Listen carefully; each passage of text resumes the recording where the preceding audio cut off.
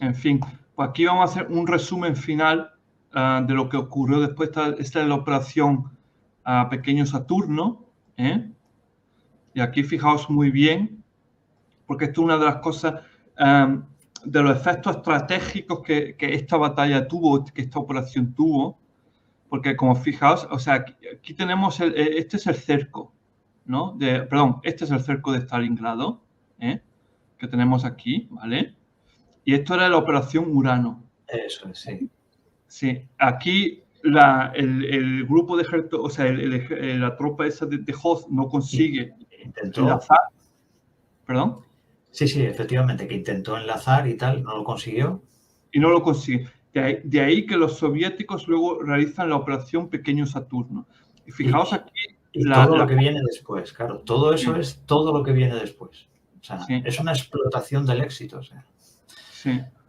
Y aquí los alemanes prácticamente no pueden hacer nada ya para detener esto. Y una de las cosas, ¿por qué esta operación fue tan bestial? O sea, los efectos estratégicos que tuvo.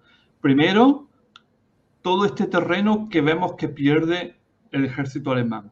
O sea, aparte de que los alemanes pierden toda su tropa que tenían en Stalingrado junto con tropas extranjeras, vemos también que pierden todo este espacio. También vemos otra cosa. El tercer ejército rumano y el cuarto ejército rumano, después de esta operación, se quedan prácticamente fuera de juego. Ya no cuentan para este conflicto.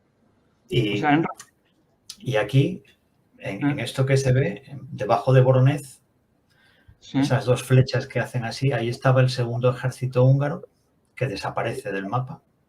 Y un poco más abajo estaba el octavo ejército italiano, que también desaparece del mapa. O sea, ¿aquí? ¿Dónde? No, en sí, Voronezh. Sí, aquí, sí. Exactamente. Sí. Ahí debajo estaba el segundo ejército húngaro, que es destruido, y debajo estaba el octavo ejército italiano, que también es destruido, además de los que has mencionado tú, el tercero y el cuarto rumanos.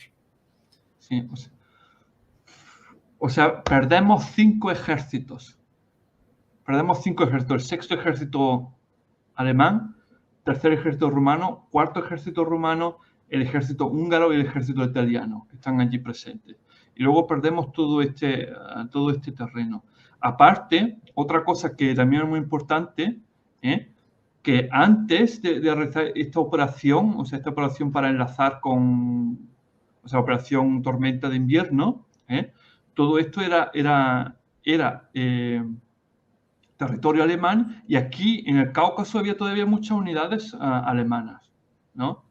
Y de ahí que una de las cosas fundamentales fue la ciudad de Rostov, era a nivel estratégico, porque si tú la ocupabas, todo esto se quedaba encerrado, ¿no? O sea, que eso fue otro efecto, otro efecto estratégico. Se pierde el Cáucaso completamente, sí. Sí, o sea, que se perdió el Cáucaso por completo. O sea, sí, las tropas alemanas que estaban en el Cáucaso tenían que salir corriendo porque si no se quedaban ahí encerradas, ¿no? O sea, es increíble, o sea, la magnitud, lo desastroso que tuvo esta operación.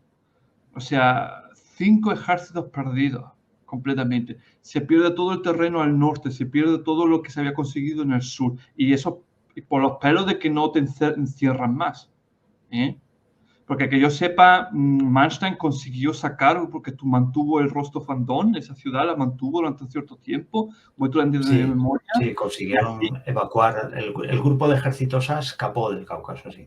Le dio tiempo a poder salir. Sí. Y el 17 ejército, por ejemplo, que era el que estaba más al sur, fue el que está replegado ahí en la península del Kubán, es el que mantiene un poco ahí, en esa zona que se llama la península del Kubán, delante de Crimea, y se mantiene ahí otros 6 meses, me parece que se aguantan ahí todavía. Sí. Pero ahí ya ves, o sea, por eso la cosa, o sea, que si no consiguen, por eso viene esta flecha recta y esta de aquí contra el Rostov, porque Manstein sabía que si perdía esta ciudad, perdía todas las demás divisiones que tenían ahí en el este. Solo gracias a que mantuvo esa ciudad, el resto pudo escapar, ¿no? Pero ahí te ves, ahora fíjate, y luego tenemos que ir a Kursk, sí. Y te faltan 5 ejércitos. Claro, no, y Claro, es que el frente del este es brutal, o sea, la escala, todo, es que asombra, o sea, asombra porque... Pero bueno, la historia es así, ¿eh? Es la historia. En fin. Entonces, ahora que hemos tratado los efectos estratégicos, vamos a hacer un resumen qué es lo que falló con la defensa anticarro del ejército romano. Entonces, lo que aquí podemos ver, efectivamente, o sea, tenemos primero un terreno que en realidad no es apto para la defensa de unidades de infantería. Eso ya para empezar. Mis sistemas anticarro no son lo suficientemente potentes ni están en el número potente presente. No tengo fuerzas de contraataque suficientes, o sea, unidades blindadas, ¿no? Y finalmente luego tengo aquí también de paso el ejército romano, porque mucha gente dice, no, es que el ejército romano es una mierda. No, no era una mierda. El ejército romano estuvo en operaciones anteriores donde tuvo muchas bajas, pero sí tuvieron mucho éxito. De hecho, los romanos eran más valorados que los húngaros y que los italianos por parte de los alemanes, ¿no?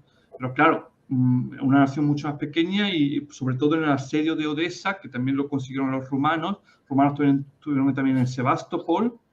O sea, los romanos habían luchado a lo bestia durante mucho tiempo. En Odessa sufrieron mucho, ¿eh? En Odessa sufrieron mucho, sí.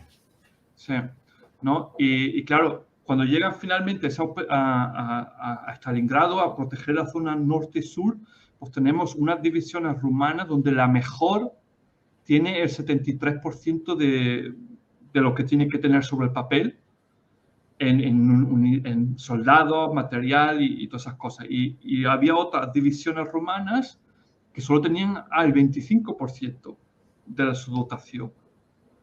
O sea, el 73 era la mejor, luego todas las demás tenían 25% o poco más, ¿no? Y luego finalmente otra cosa que también quiero deciros, porque lo he buscado ahora mismo,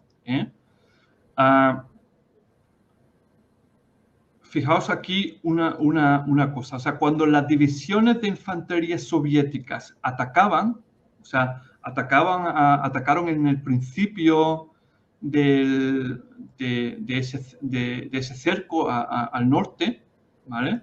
Pero voy a sacar aquí la imagen tuya, ¿vale? O sea, una división soviética que penetraba por aquí, que rompía el cerco. Esta división de infantería soviética atacaba en un frente de 5 a 7 kilómetros, ¿vale? 5 a 7 kilómetros ataca una división.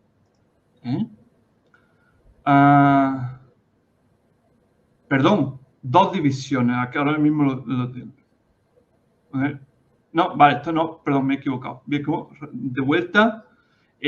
Sí, o sea, por norma general, unos 5 kilómetros de ancho por cada división soviética de infantería que rompe el frente, ¿vale? A cambio, los romanos tenían que proteger con esas unidades, con esas divisiones de infantería, tenían que proteger una anchura mucho más grande. Fíjate lo que te digo, o sea, tenemos, por ejemplo, a ver, ¿dónde estaba esto? Un segundo, estoy buscando aquí.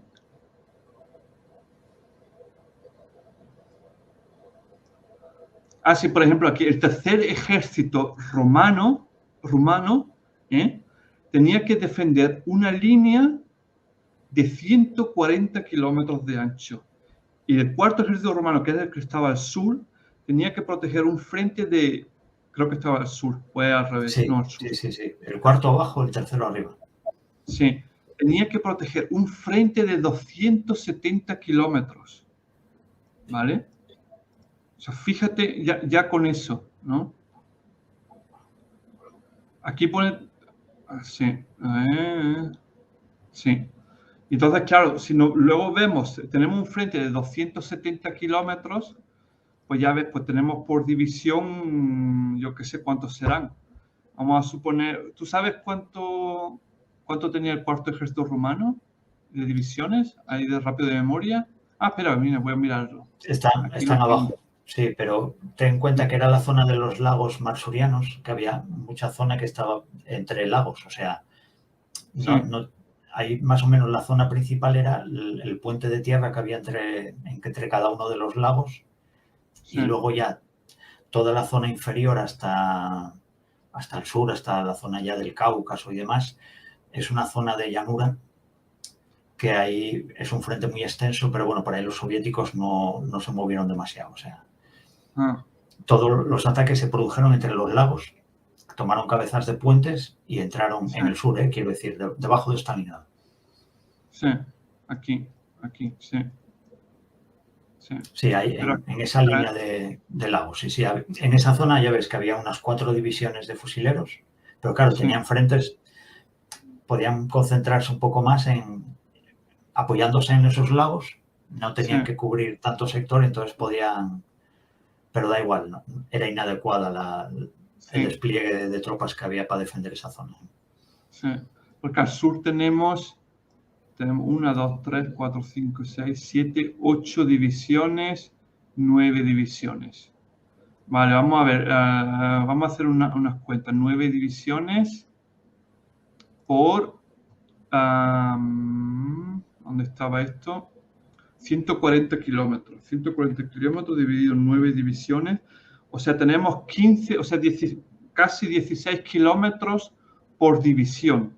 O sea, mientras los soviéticos atacan con una división a 5 kilómetros de ancho, los rumanos tienen que proteger el triple de distancia con una división que ya está desgastada, que en el mejor de los casos tiene el 70% de su equipamiento.